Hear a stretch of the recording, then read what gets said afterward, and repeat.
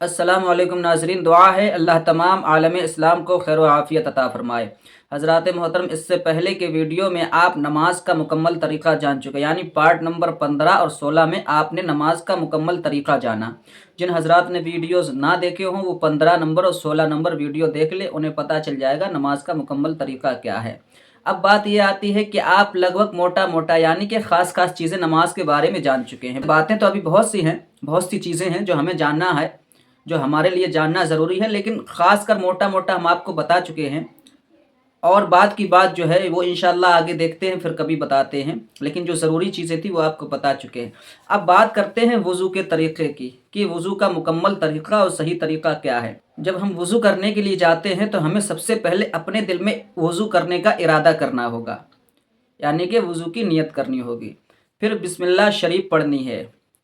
उसके बाद हमें दोनों हाथों को गट्टों समेत धोना है। गट्टों समेत का मतलब ये जो गट्टे हैं ना हमारे, ये भी धुल जाएं साथ में, इन तक नहीं धोना है बल्कि इनके साथ धोना है। उसके बाद जो है हमें मिसवाक करनी है। उसके बाद हमें 3 बार कुल्ली करनी है। क्या?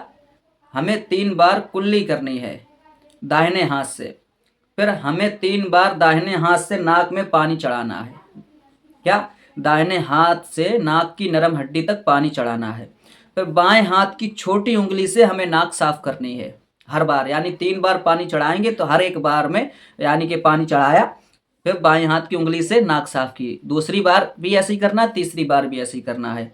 अब बात आती है चेहरा धुलने की। तो चेहरा हमें कैसे और कहाँ से धुलना चाहिए? तो चेहरे की जो हद धुलने की है वो ये है कि ये पेशानी के जो बाल हैं, ये पेशानी के बाल उगने की जगह है और ठुड्डी के नीचे तक, और साइड में एक कान की लौ से दूसरे कान की लौ तक हमें चेहरा धुलना, मतलब ये हद आती है, इस तरीके से ये हद आती है। इतना चेहरा धुलना हमें हर हाल में है। और सिर्फ पानी नहीं चुपड़ना है, पानी इस तरीके से बहाना है कि पूरी तरह बह जाए पानी, साथ हाथ धुले थे। अब बात आती है कोहनियों समेत हाथ धुलने की। तो कोहनियों समेत हमें धुलना है, कोहनियों तक नहीं धुलना है। क्या? हमें कोहनियों समेत हाथ धुलना है, कोहनियों तक नहीं धुलना है। इस तरीके से हमने पानी लिया, इस पूरी हाथ सही से धो लिया। उसके बाद हमें पानी बहा लेना है, जड़ों तक पानी पहुंच जाए। क्या?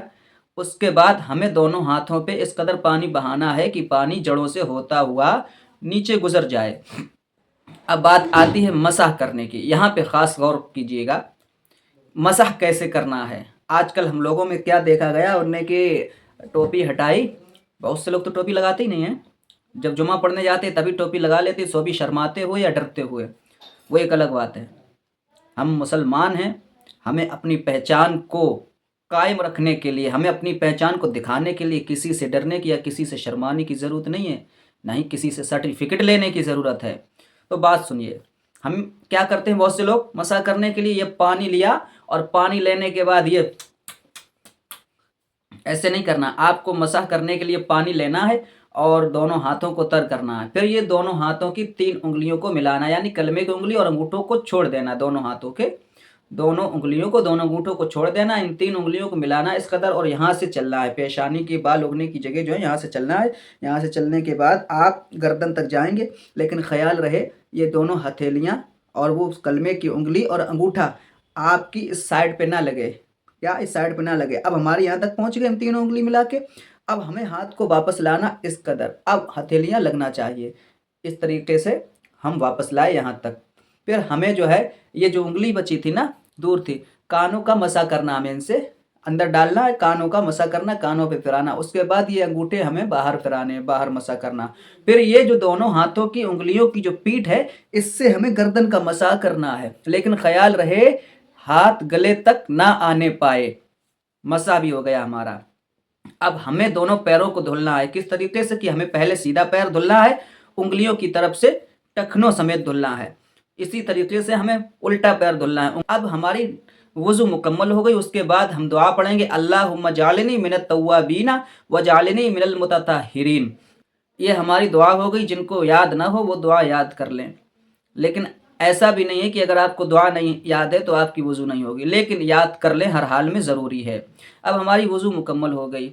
अब बात तो मैं कुछ और करना चाह रहा था इसी के हवाले से, लेकिन वीडियो लंबा हो रहा है, इसलिए चलते हैं। अब मिलते हैं एक और नई वीडियो के साथ, तब तक के लिए अपना ख्याल रखिए। अल्लाह हाफिज़।